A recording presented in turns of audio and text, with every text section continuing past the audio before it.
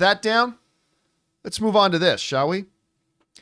You know, Sony Pictures have kind of entered the fray. They're trying to buy Paramount. And a lot of us wonder, well, what's going to happen to the certain pieces, particularly Paramount Plus? Well, according to the CEO, make no mistake, they have no interest in streaming or Paramount Plus. Deadline's reporting this. Sony Pictures boss Tony, and I know I'm going to mispronounce this, Vinciquerra, skirts Paramount deal talks, but says investment focus is more IP, more product, more library to sell, not streaming.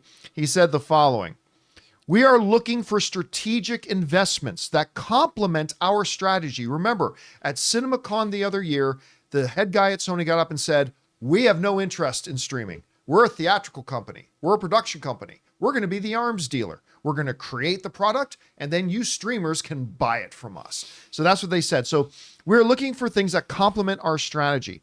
We are not going outside of the strategy that has been enormously successful for us over the past several years, he said. We will not make investments that don't complement our core strategy. And our strategy is to have more IP, more product, more library to sell. We are not going to get into other businesses. We are not going to get into a general entertainment streaming service. We are not going to be operating other businesses that are outside the strategy that we have defined. So there goes the bundle. Bravo. I have the same thing to say. Yeah. Bravo.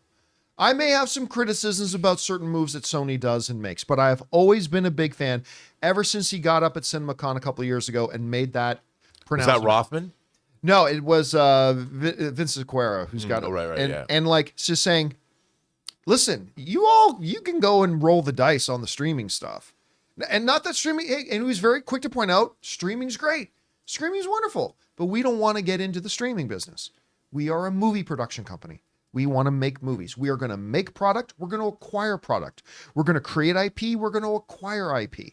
But we are going to be in the product and IP business, and then we're going to sell our product. And y'all can be purchasers, but we're not going to get into streaming. And so there was some thought once Sony made that announcement that we're willing to put up $26 billion to buy Paramount, then maybe that they would just take over Paramount Plus. Now, while he does not say it directly here, John, or Rob, about Paramount Plus, he doesn't address it by name. I think, tell me if you're wrong, if I'm wrong here. Tell me if you're wrong. Tell me if I'm wrong here. I usually am. But it seems to me he's just basically publicly is saying this. If we are successful in our bid to buy Paramount, we are either A, shutting it down and keeping all the IP, or B, we're going to sell off Paramount Plus to one of our competitors. We're going to sell it off to Max to merge it. We're going to sell it off to Peacock to merge it. We're going to sell it off to Disney Plus to merge it, whatever. I think it's going to be A, that they're just going to shut Paramount Plus down because he just said, we want to acquire IP and we want to acquire product. So if they get Paramount, I think they're going to want to keep Yellowstone. They're going to want to keep the Star Trek franchise. They're just going to then sell it out. It's like, hey, you guys all love Star Trek Strange New Worlds?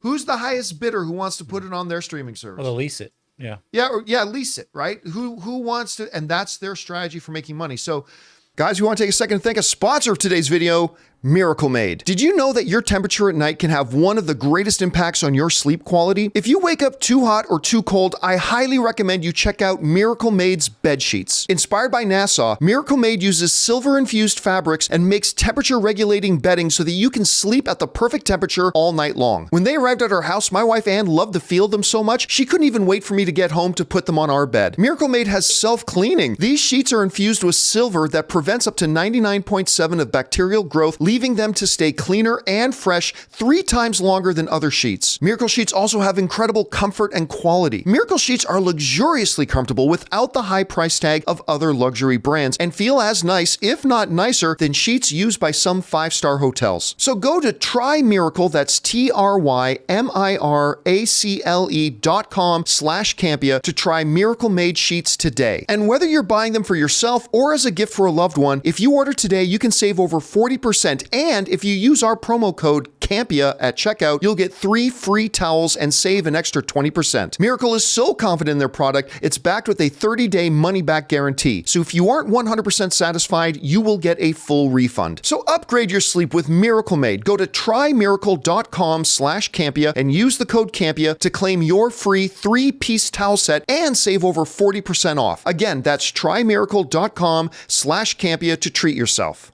Rob, let me ask you this. What do you think about the comments that he just made? Do you think that I'm right that this clearly indicates they have no interest in carrying on Paramount Plus? And do you think that either A, they're going to try to just shut Paramount Plus down and keep all the IP, or B, they're going to try to spin off Paramount Plus? How do you see this whole thing?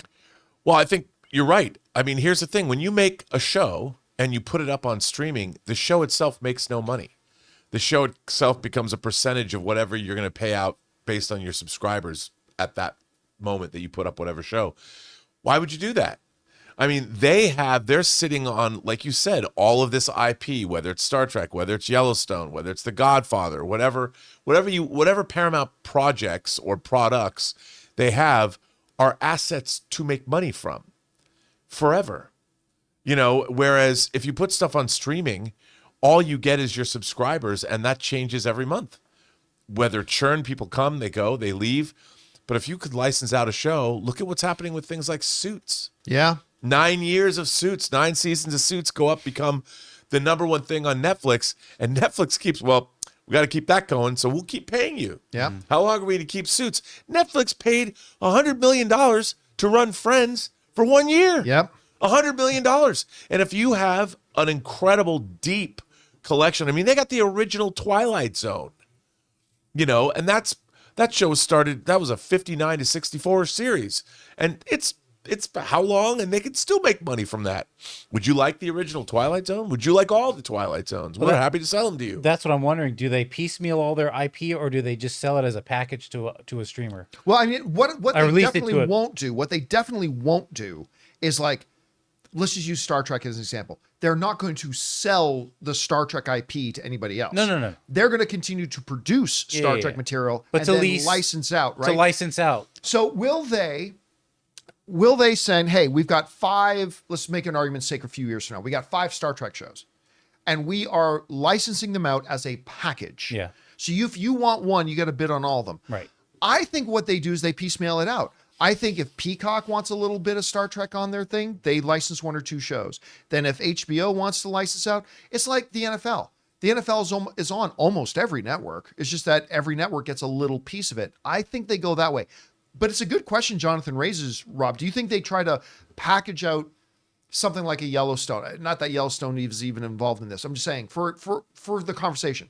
Do they package out Yellowstone properties? Do they package out Star Trek properties? Do they package out Sonic properties? I don't know. Which approach do you think they take? I don't necessarily think so. I mean, they look like independent film distributors when they go sell movies at Cannes, they sometimes bundle their films together. That's true. To sell to distributors. Like, okay, we've got these 3 or 10 $2 million movies, and we're trying to sell them all. Problem with that is the people that made the movies, some movie might be the anchor, and that's the one everybody wants, and then all these other movies, and who gets the money? So parceling stuff out is one way to do it, which they definitely could. Like, why not? You want all the Yellowstone titles? You can have them. You can stream them all. But it's interesting because not all shows perform equally. So sometimes maybe those bundles, they're going to have to put in the stuff that doesn't necessarily, if you know that, say, certain Star Trek shows are more popular than other Star Trek shows, you'll bundle them together so you can get those other Star Trek shows to earn. Right. So that makes sense that they'll do that. But I think they probably will. You'll take a franchise and license the franchise out.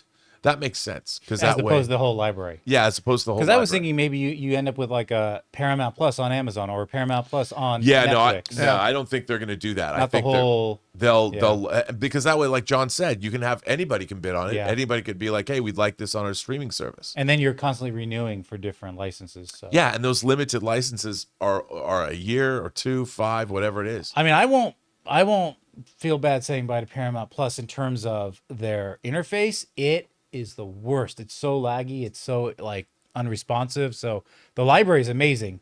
The experience on the interface sucks.